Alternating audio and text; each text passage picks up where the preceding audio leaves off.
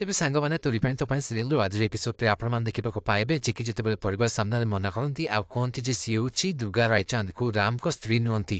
ଆଉ ଏତେବେଳେ କାମିନୀ ଜେଜେମା କହୁଛନ୍ତି ଯେ ଆଚ୍ଛା ଏ ଝିଅ ଯେତେ ଦିନ ଧରି ଆମ ଘରେ ଥିଲା ଆମ ସମସ୍ତଙ୍କୁ ମିଛ କଥା କହି ବୋକା ବନି ଚାଲିଥିଲା। ଆଉ ଯେତେବେଳେ ସିଏ ଏ ଘରୁ ଗାୟବ ହେଲା ସେତେବେଳେ ଏମିତି କିଛି ପ୍ଲାନ୍ କଲା ଯୋଉଥିରେ କି ଆମ ସବୁ ପ୍ରପର୍ଟିର ମାଲିକାଣୀ ହେଇଗଲା।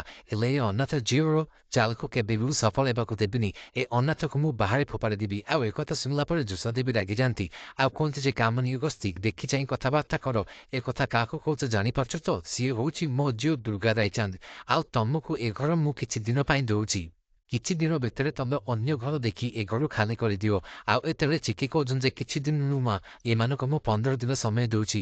15 ଦିନ ଭିତରେ ଏମାନେ ଏ ଘର ଖାଲି କରିବେ ନହେଲେ ବାଧ୍ୟ ହୋଇ ଏମାନଙ୍କୁ ମୁଁ ବାହାରକୁ ଫୋପାଡ଼ି ଦେବି। ତେ ଫ୍ରେଣ୍ଡସ୍ ଆପଣମାନଙ୍କୁ କ'ଣ ଲାଗୁଛି ଚିକି ଏମିତି କହି ତାଙ୍କ ପରିବାର ଲୋକ କ'ଣ ଠିକ୍ କହିଛନ୍ତି? ଯଦି ହଁ ତାହେଲେ ଆମକୁ ୟେସ୍ ବୋଲି କମେଣ୍ଟ କରି ଲେଖି ଜଣାଇବେ। ଆଉ ଚିକିର କ୍ୟାରେକ୍ଟରଟି ଆପଣଙ୍କୁ କେତେ ଭଲ ଲାଗେ ସେ ମଧ୍ୟ କମେଣ୍ଟ କରିବେ।